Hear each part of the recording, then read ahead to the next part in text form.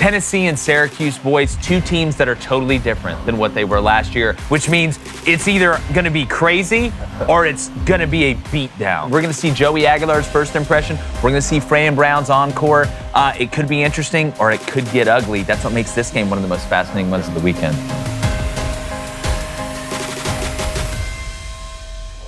What is up, everybody? Thank you guys for joining us again on Crain & Company, and thanks for making us a daily watch or listen. Remember, without you, there is no us. And when we blow up, we all blow up. We're in this team together. It's the Booster Club. It's the Trust Tree. And we got another great show for you today. Another preview, prediction, and best bet. And this time, it's Tennessee and Syracuse. Oof. Week 1. Just add it to the list of bangers, fellas. Just add it to the ornaments on the tree of deliciousness for week 1 of college football. As usual, David Cohn, former Michigan quarterback to my left. Blaine Crain, former Western State, Colorado wide receiver. What's up, son? To my right. And guys, while this isn't the most high-profile game, I'm just really excited to see this one. I know all the offseason stuff that's happened with Tennessee, with Nico, and then Joey Aguilar basically trading places with UCLA and Tennessee. And then what Fran Brown was able to do year 1 at Syracuse, trying to build this thing into a consistent winner. It's just an exciting matchup, and we're going to break it down and go through it. Before we do that, though, make sure you hit that subscribe button. And what is the line? Give me the spread and give me the total on this one. All right, the spread is coming in at minus 12.5 Tennessee, and the over-under is sitting at... Is it still 50.5? 50.5. Okay. I see some sites have it at 1.5, and some sites actually have Tennessee minus 13.5, so it's fluctuating from 12.5 and 13.5. I've even, unless it probably went down after this morning, I actually saw 14 somewhere this morning on the dot. David, you know, we talk about what Tennessee has lost. Again, you bring up the Nico situation, but Dylan Sampson, which is what everybody's talking about. Even though I like Peyton, I like Lewis, I like the Star Thomas transfer they got from Duke at running back. I think the running back room's fine. You have a lot of good, talented young wide receivers, but you lost your top 3 pass catchers. We know Squirrel White transferred. You had some that moved on in other ways. But when I look at Syracuse, you want to talk about what a team has lost. Mm-hmm. I mean, it's not just Kyle McCord. Losing Pena is huge as well, who's gone to Penn State. Most of that wide receiver room's gone. You're replacing most of your offensive line. And then you have Angeli come over, who looks like he's going to be the starting quarterback for Syracuse. Syracuse has lost way more than what Tennessee has lost, in my opinion. Yeah, I mean, the most fascinating part about Tennessee last year was this team. You think about these Josh Heupel offenses and what Hendon Hooker was able to do when he was there at Tennessee, beating Alabama at Neyland Stadium. But last year, that team was anchored by that defense like you're talking about, and really a strong running game with Dylan Sampson.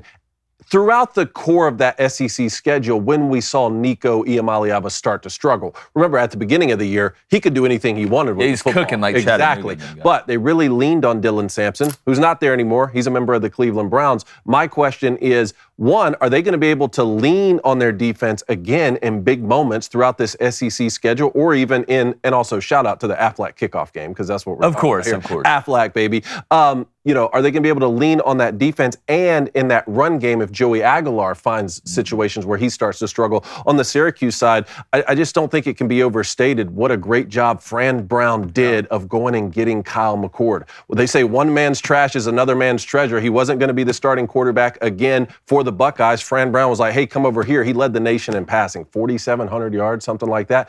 Steve Angeli's going to come in from Notre Dame, who, remember, had some quality snaps in the college football playoff when Riley Leonard got injured.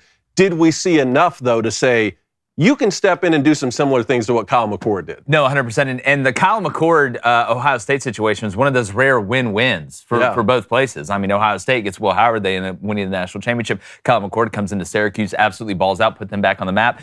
Blaine, later in the season, when Tennessee is facing teams on the line of scrimmage that are equal or greater value to them, I think that's when you really hone in on Joey Aguilar and can he be patient enough and not improvise too much to create turnovers in an offense that is so pre-snap predicated. But I'm looking at the line of scrimmage, and obviously having no dog in the fight for either Tennessee or Syracuse, out of all the games that we've previewed and predicted, and check out all of them, we've got all the big games. This is kind of the last one we're putting out for the week.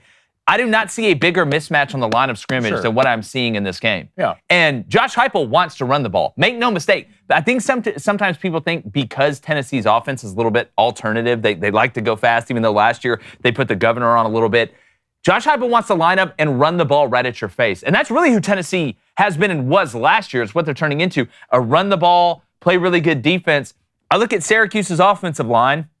I mean, I'm not seeing a world in which they're able to slow Tennessee down at all, especially in the pass rush. And Angeli's not exactly, an X-Men when it comes to escapability. But then on the defensive side, you look against the pass and against the run last year, they were not very good. The offense had to carry Syracuse. Yeah. Is this the biggest mismatch that we've seen on the line of scrimmage with all the games that we've broken down with Tennessee and Syracuse? Yeah, I would say so. With the games we've broken down, yes. But I will say this, a Fran Brown coach team, they might not be the biggest, might not be the fastest, but I promise you, damn it, they're going to hustle to the ball. They're all going to have absolute motors. And in Syracuse, I don't know if there's another team that plays harder for their head coach that I've seen so far than what I saw with Syracuse last year. I thought Kyle McCord was hell of underrated, didn't get talked about enough, but you lose Kyle, you lose your two best receivers, you lose your 1,000-yard rusher. So there's a lot of things you have to replace when it comes to Syracuse, but the mentality doesn't change, right? And you're facing with a Tennessee team. Well, at the end of the day, are they better than you from a roster standpoint?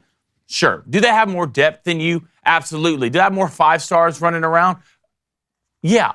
But the one thing that could hurt Tennessee, which Syracuse feeds off of every day, is hope.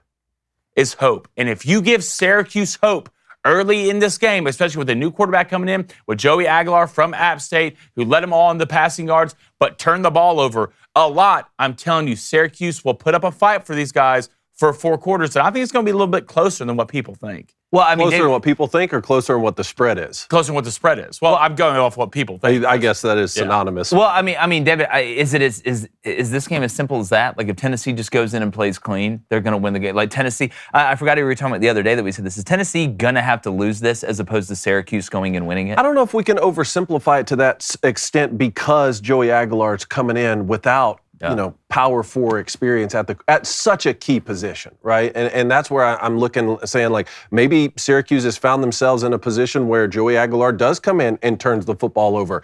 And it's not because Syracuse necessarily makes him do that, but he just does it. He just turns the football over like we saw some at App State. Or maybe he comes in and he throws for 285 yards and adds another 90 yards on the ground, and we say like, man, Tennessee really found their quarterback. I think we'll know a lot more after this first week. Well, and two, I don't think you have to be John Madden to figure out that early in this game, Josh Heupel is going to test this Syracuse front seven. I think this will once again be a run-to-throw team to protect Joey Aguilar a little bit, but a lot of it is determined, obviously, by what you're getting on the defensive side. So if you're Syracuse on defense, right, it wasn't great last year. You were an offensive team that kind of covered up some of those problems that you had on defense. How do you defend? You know what Tennessee's going to do. They're going to give you the wide splits. Mm-hmm. They're probably going to go fast early. They're going to see, does it need to be inside zone? Do I need to spit it out for the now? Do we run our combos? If you're Syracuse, do you try and play this straight up? Or do you say, you know what?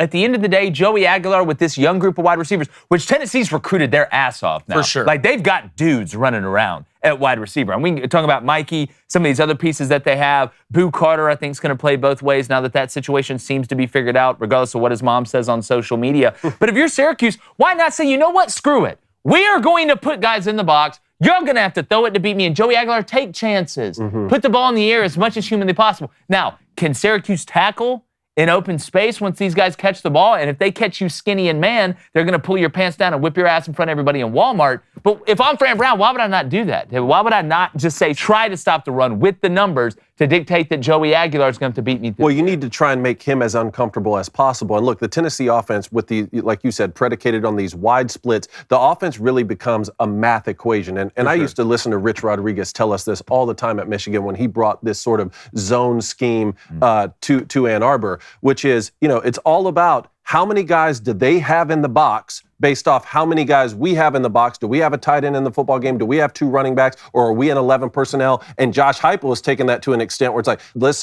you split out the wide receivers as far as possible to put their box in conflict. So Joey Aguilar's running a math equation. All these Tennessee quarterbacks are. Can you confuse him with disguised coverages? Can you confuse him with what numbers he thinks are in the box pre-snap versus what numbers are actually in the box post-snap? Maybe you can get some sort of turnover or confuse him in the RPO game tip pass interception early in the game. All of a sudden, that puts a new quarterback for Tennessee. That gets his confidence a little bit low. Maybe you find yourself in the ball game early. You guys have heard of the bearskin hoodie, right? Well, smart people who are locking in their winter gear now, because this is hands down the best time to prep for the coming winter, need to know that Bearskin is running a 60% off deal right now, but only if you get your hoodie early. This hoodie's built like a tank. 340 GSM micro fleece, 10 pockets with a clean, rugged fit that looks awesome. Plus, zips right into a heavy storm rain jacket, become 100% waterproof when you need it. So when it turns cold, wet, and windy, you're not scrambling the last minute. Believe me, I know. I was in Ireland. That's the first place it ever rained. You'll get free U.S. shipping, fast delivery, and you've locked in your winter gear already. You're ahead of the game. It's a win-win. So do yourself a favor. Text the word Crain to 36912 to lock in that 60% off. Again, text CRAIN to 36912 and you'll get a link sent straight to your phone so you can check it out later. If you're busy right now, don't wait until you're freezing at the tailgate to realize that your hoodie sucks. Grow up. Get a bearskin now while it's 60% off. Text CRAIN to 36912. Look good, feel good, play good. Yeah, and one of the things is whenever I watch Tennessee, and I will say Art Briles is really the first guy that I saw do it, where you at Baylor, where you have these incredible wide splits that I used to have problems when we would play teams that would do this with my overhang, with my nickel, because it messes up your dividers. Like as a safety, your alignment, it makes you expand everything wide. So like, do I take my nickel, who we always tell to apex, which means split the difference between number 2 and the end man on the line of scrimmage? Well, now that distance is so far, do I put him in the middle, which opens up the box for the run? Or do I say, screw it, we'll play 2 over 2, I'll extend my safety out and have our nickel play heavy, especially if you're going 10 personnel. That's what it makes you do. But again, Blaine, if I'm Syracuse, at the end of the day, if you can line up and run the ball and beat me, then you're going to beat me. But you're going to have to do it with about as heavy a box as I can possibly put out there. In the words of Mike Leach, I'm going to go down swinging my sword. Yeah. That's for damn. The last thing I want Tennessee to do is be able to turn around and just hand the ball off and beat me for 4 quarters. I'm going to put the pressure on a new quarterback who's never played SEC football, who is turnover prone. And to be honest with you, there's not a guy right now from Tennessee, from a name standpoint, that I am super afraid of. They don't have that cat running around. I mean, you have good players. For sure, Tennessee recruits well. But name the guy that you're just terrified at Tennessee on the outside. Mikey Matthews would scare the crap out of me. Yeah, but again, he hasn't proven it yet. If you're talking about guys, you're talking about guys that are proven it. How do you scare the crap out of him if he hasn't proven it yet? Because I see the athleticism. I've seen that guy run around and what he can do. But I'm not saying you're wrong. There isn't that guy out there that has proven that, okay, this guy at this level will ball out. We have to stop him. But Tennessee's going to find a couple of those guys as we go through it. But again, to my point of you feel like there's not a ton of pressure on Syracuse because nobody expects them to win this game.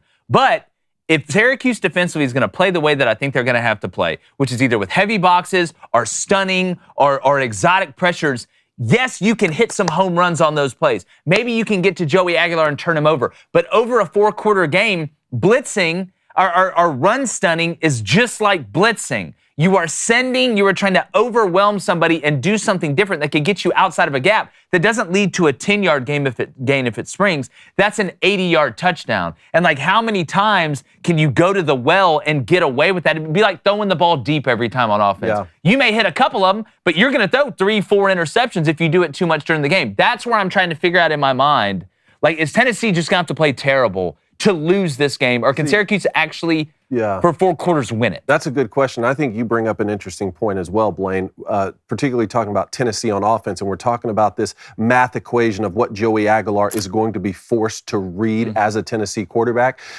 If he makes the wrong read, if he hands off when he should pull that ball in the RPO scheme, or vice versa, does he get away with those misreads just because Tennessee is better? Just because Tennessee has better personnel and said, well, against some other team, you would need to pull that football and throw the RPO glance behind the, spinning safety or something, but you handed it off and we still got 8 yards on that play. That's what I'm interested to see. And I think that the answer for me is still yes. I'm taking Tennessee in this football game. And Syracuse fans can say, oh, well, this, the national media never believes in us, look what we did last year. But again, make us believe in you. This is what a great opportunity week 1 for sure. Syracuse to make us say, wow, yeah, I'm going to believe in Fran Brown because look at what he's able to stack year after year. Yeah. I want to flip to the other side of the ball here. Syracuse offensively versus Tennessee defensively. And it's funny because there's so many parallels, I think, with Tennessee on both sides of the ball, right? And not just talking about young wide receivers. You look at the young offensive linemen, like you look at David Sanders, like some of the bodies that they have up there that they've recruited that you feel like are just going to be stars. Then you look on the defensive side, and there's a lot of similarities in that, yeah, James Pierce is gone. You lost a couple of those other pieces, but there's some really, really talented young pass rushers that Tennessee has recruited, but they're just not proven yet. But again, when I look at the depth of Tennessee on the front seven, I think it is a question mark that may affect how fast you go on offense, Dave. Because if I don't have the depth that you had last year where you can rotate all these guys, not that they went as fast as they usually did last year, they put the governor on, like I said, maybe Tennessee defensively needs to feel out how many of these young guys do we trust on this defensive line before we can go warp speed on offense and say, let's get the rodeo started. But again, you look at Syracuse's offensive line. You brought over a transfer, the Rice kid that was a 5-star that never played at North Carolina. Like we'll see. You know, if you're a 5-star and you can't play offensive line at North Carolina, I don't know how it's going to work out when you play a team like Tennessee. I'm trying to find a way in which a quarterback that does not have great escapability in Angeli is going to have enough time or enough of a run game to be able to consistently put drives together against a Tennessee defense that I know is super talented. Now, McCoy, we know he's beat up, which, you know, we had the executive director of the Senior Bowl say he's the highest graded player in college football, like #1 overall. We don't know how healthy McCoy is, but you look at the rest of this team. Blaine, how is Syracuse going to move the ball and score? I hate to just pile on Syracuse, but I can't sit here and just live in Neverland and say the Schnozberries taste like Schnozberries. You bring back only one returner on the offensive line. You're about to go against a Tennessee team that was going to have guys. They have depth. I think they're going to have one of the best secondaries in the country, especially with Boo Carter and McCoy. But I haven't seen enough from Angeli to really believe in it yet. And I don't know if they need to work backwards in this game. Because I don't think Syracuse is going to be able to line up and just run the ball against Tennessee. I think your best. I keep hearing this Jonte Cook kid. Oh, yeah. Who transferred out of Texas, was at Washington for a little bit. He's their piece, the only one I'm seeing. He's the only one I'm seeing, though. At Syracuse. And the best way to beat a Tennessee team, especially a Tennessee team like this on defense, you have to have a cat on offense you can go to 24/7, baby. I'm talking McDonald's, double covered, triple covered. You can put the state of Tennessee on him. You throw it to him, he can still catch that ball. So if anything, I'm maybe work a little bit in reverse in this game. Get Jonte Cook involved extremely early. Maybe come out some Syracuse Wildcat, and just give Tennessee multiple looks. Because I don't think you're going to be able to play basic things. I don't think Angeli's good enough, especially in the pocket and breaking the pocket, to really beat Tennessee. Well, again, I'm with you. Jonte Cook is really talented. You talk about you're looking at Tennessee, like who really scares me at what position. If it's one guy is not going to work against this defense. Like if you have one cat that's balling and a quarterback that can't truly improvise enough to make wow plays, which we'll see with Angeli, I don't think that's really his bag. David, I'm just, again, trying to find a way that Syracuse can stay ahead of the chains and not live in 3rd and 7. And then Tennessee pins their earbacks and then mixes coverages, then show pressures and brings it, show pressures, then dumb bring it. I can't find it. And you went and got a quarterback from Notre Dame who was the guy who went into the college football playoff when Riley Leonard got hurt. That's not nothing, right? So back-to-back years going and getting a transfer quarterback. Let's see. I'm excited to watch him play, man. I hope Fran Brown can keep this thing rolling. I'm really glad you brought up the relationship between Tennessee on offense and defense, though. And really, you were talking about it the second Josh Heupel got hired at Tennessee. It was one of the first conversations we ever had about Josh Heupel becoming the head coach at Tennessee. And you said, guys, he's not going to be able to do everything he wants to do on offense because of the defense and the lack of depth. Give him a couple seasons. Well, last year we saw it. You had a defense where all of a sudden you're not afraid if you go 3 and out twice in a row, and you're going fast, 3 and out, fast, 3 and out, and your offense was on the field for a total of 45 seconds. You're like, hey, our defense is going to bail us out of it. That's what I was talking about at the beginning of this episode, where it's like, do you have that again this year with Tennessee on defense, where you're not afraid to call the offense exactly like you want it because you know your defense will get you out of it? Without a doubt. And Blaine, you brought up a good point earlier as well. This is a game where Joey Aguilar doesn't have to be the difference. He's just got to drive the car. just make the right decision. Don't try and burst onto the scene and show the Tennessee fans that you are better than Nico. Because we know how competitive these guys are. I mean, we all played. We know how important it is, especially if you're at a new place, to try and go out there and show people your worth. This is not the game for him to do that. There's going to have to be games later down the road where Tennessee can't line up and just run it down your throat, where he's going to have to be able to make some of those quote-unquote gunslinger plays. I don't think it's this game, and I think you're going to see early Tennessee, when they have the ball, their success running, and then Fran Brown's going to have to funnel resources, and that's when you may see some of these younger guys. I just, overall, gravity is gravity to me in this game, Blaine, and that's why obviously I'm going to pick Tennessee, and if you can get it under 14 at 13.5 or 12.5, whatever, I mean, I don't think it's a bad bet at all. So you like Tennessee? I do. It's not my favorite bet, though. It's not my favorite bet. Okay, yeah, no, I agree with you. Just let Josh Heupel order the food, and Joey, just bring it to the table. Just bring it to the table. Bring it to the table and let Tennessee eat it, right? If you just do your job, you don't have to be the hero. You're a better team than Syracuse for sure. I think Tennessee will win. But did you watch Joey play at App State? Yeah. God, he presses sometimes. He wants it too much. And you can't do that against a Syracuse team like that. Syracuse is like a bunch of velociraptors. Yeah. Right? Fighting that T-Rex. Running around. Yeah. They're going to third party you, man. They're going to let you get into a fight, and even when you're beat up, and right when you win, bam, they're on your ass, man. They're on your ass in a hurry, too. So if anything, Joey Aguilar just cannot give Syracuse hope early. It's nightmare fuel, man. Fran Brown and them feed off that. Yeah, but what part, Cone, is Fran Brown kind of playing with house money? Like, you win it. Obviously, you've raised the standard at Syracuse, and I'm not saying Hey, he's playing with house money till he loses that first game. Yeah. Well, college football, baby. You go into Syracuse, you burst onto the scene, you do a hell of a job. You've done well in the transfer portal, I think, overall. And great recruiting out of high school. And great rate, and really elevated the recruiting at Syracuse. I just, again, at some point, how do you hang on? It's like on the side of that cliff. And maybe Tennessee goes in there and fumbles the ball. Man, I mean, fake punts. Yeah. Like, if I'm Tennessee going in this, I'm expecting surprise onside, first kickoff of the game. All the ways that you can sneak possessions. I mean, you may see Syracuse run the play clock all the way down on offense. This may be a totally different flavor of ice cream where it turns into ball control, and let's try and limit the amount of possessions. And do not forget, everybody out there, just to tell you, we're going to be live streaming 2 games this weekend, Auburn-Baylor Friday and Miami-Notre Dame on Sunday. This one's obviously going to be Saturday at 11. But guys, let's go ahead and get to predictions here. I'll take Tennessee. You'll take Tennessee? I'll take Tennessee. Just money line. 30-13. 30-13. Okay. I'm taking Tennessee 27-17. I am going to take Tennessee 31-10. Damn. 31-10. That's why I think the best bet in this game is the Syracuse total team points. You can get it under 18.5 for -135. So even if they get to 17 or, weirdly get to 18 So somehow, you're buying that up? I bought it up a point. What is it at? It's at 17.5. Okay. You can get it at 17.5.